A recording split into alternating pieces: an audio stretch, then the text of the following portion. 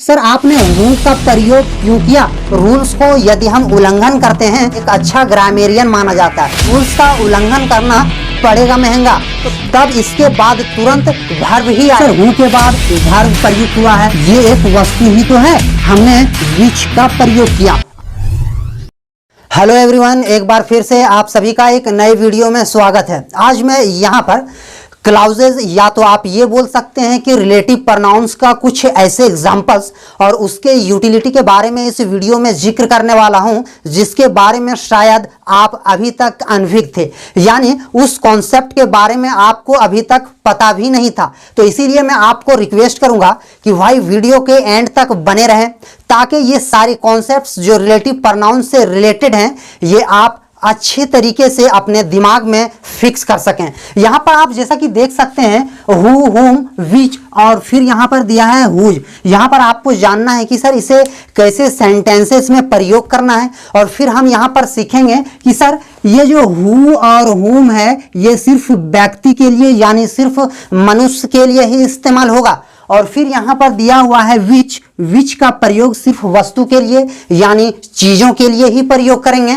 और फिर दिया हुआ है हुज। अब ये हुज एक ऐसा रिलेटिव प्रोनाउन है जो मनुष्य के लिए यानी आदम जात के लिए भी आप इस्तेमाल कर सकते हैं और वस्तुओं के लिए भी प्रयोग कर सकते हैं। यहां पर देखिए मैं आपको बता दूं कि ये रिलेटिव प्रोनाउन से रिलेटेड जितने भी कायदे हैं या तो ग्रामेटिकल कॉन्सेप्ट्स हैं, इन कॉन्सेप्ट्स को अगर निभाते हुए चलते हैं तो हमें एक अच्छा ग्रामेरियन माना जाता है। और यदि इस सारे रूल्स को यदि हम नहीं निभाते या तो इन रूल्स को यदि हम उल्लंघन करते हैं तो भाई रूल्स का उल्लंघन करना पड़ेगा महंगा। तो यहां पर आप देख सकते हैं कि इन सारे रूल्स को और इसके यूटिलिटी पे हम मिस्टेक ना करें, इसीलिए यहां पर कुछ ऐसे एग्जाम्पल्स लिया है जिसके जरिए से हम इसके सही प्रयोग को सीख पाएंगे। तो आइए यहां पर सबसे पहला सेंटेंस दिया हुआ है, जो लड़का दौड़ रहा है वह मेरा भाई है। कि सर मैं इसका ट्रांसलेशन कर रहा हूं लड़का, तो यहां पर इसका ट्रांसलेशन होगा द बॉय। हमने इतना ट्रांसलेशन कर दिया। अब बोल रहा है कि जो दौड़ रहा है, तो यहां पर जो का अंग्रेजी आप बनाओगे हु बना सकते हो या तो विच बना सकते। ये दोनों का जो हिंदी में मीनिंग होगा यहां पर रिलेटिव प्रोनाउन में ये आप जो बोल सकते हैं। यानी इन दोनों शब्दों का यदि हिंदी में या तो रिलेटिव प्रोनाउन में प्रयोग किया जाता है तो यहां पर इसका मीनिंग जो माना जाता है। तो यहां पर द बॉय जो दौड़ रहा है, तो यहां पर जो का अंग्रेजी हु। सर आपने हु का प्रयोग क्यों किया? क्योंकि आप देख सकते हैं कि यहां पर बॉय एक व्यक्ति है या मनुष्य है। तो अभी अभी हमने बोला कि जब कभी भी व्यक्ति या मनुष्य के लिए कोई रिलेटिव प्रोनाउन प्रयोग करें तो आप सिर्फ हु का या तो हुम का ही प्रयोग कर सकते हैं, बाकी दूसरे का नहीं। तो यहां पर आप देख सकते हैं the boy who is running. यहां पर आपने इतना ट्रांसलेशन बना दिया, जो लड़का दौड़ रहा है, इतना ट्रांसलेशन बन गया। वह मेरा बेटा है, वह मेरा बेटा है। Is my son, is my son. मैं उम्मीद करता हूं कि आपको यह कॉन्सेप्ट समझ में आ रहा है। आप वीडियो के एंड तक बने रहें ताकि यहां पर यह रिलेटिव प्रोनाउंस का सही इस्तेमाल हमें आ सके। आगे यहां पर दिया है वह लड़का, तो आप बोल सकते हो द बॉय, इतना बन गया। जो पढ़ रहा है यानी हु इज रीडिंग। क्योंकि सर बॉय यहां पर क्यों कोई व्यक्ति है तो इस व्यक्ति के लिए हम हु का प्रयोग करेंगे। तो यहां पर लिखेंगे हु इज रीडिंग। बहुत तेज है, इज वेरी इंटेलिजेंट। अब एक फैक्ट मैं आपको बताता हूं, यहां पर रिलेटिव प्रोनाउंस जितने भी दिए हुए हैं उन रिलेटिव प्रोनाउंस का यदि आप इस्तेमाल कर रहे हैं तो आपको याद रखना है कि उस रिलेटिव प्रोनाउन के बाद तुरंत वर्ब आएगा।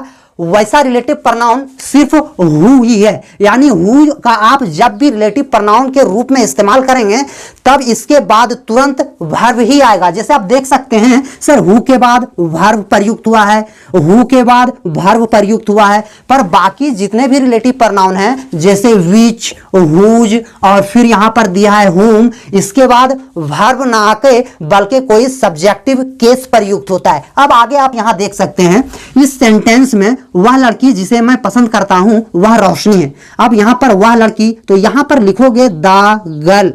अब यहां पर जिसे, इसका अंग्रेजी क्या होगा सर? हु। क्योंकि यहां पर गर्ल एक मनुष्य या व्यक्ति है तो अभी अभी आपने बोला कि व्यक्ति के लिए हु का प्रयोग होगा, पर मैं आपको बता दूं कि जिसे यानी इसका अंग्रेजी होगा हुम।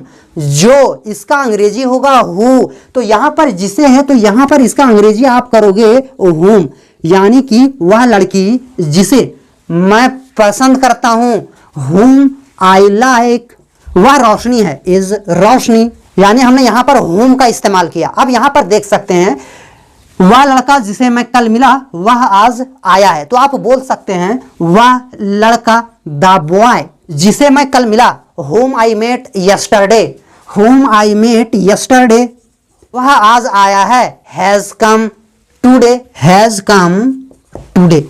अब आगे यहां पर हमने who का और whom का यूटिलिटी आपको बता दिया। आगे आपको जानना है कि सर विच का जब भी आप प्रयोग करेंगे तब आपको ध्यान देना है कि यह सिर्फ वस्तु के लिए इस्तेमाल होगा। अब यहां पर आप देख सकते हैं कि जिस टेबल पर मैं बैठा था वह बहुत पुराना था।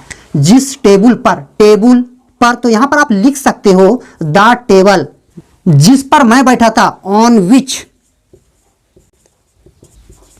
I was sitting, was very old.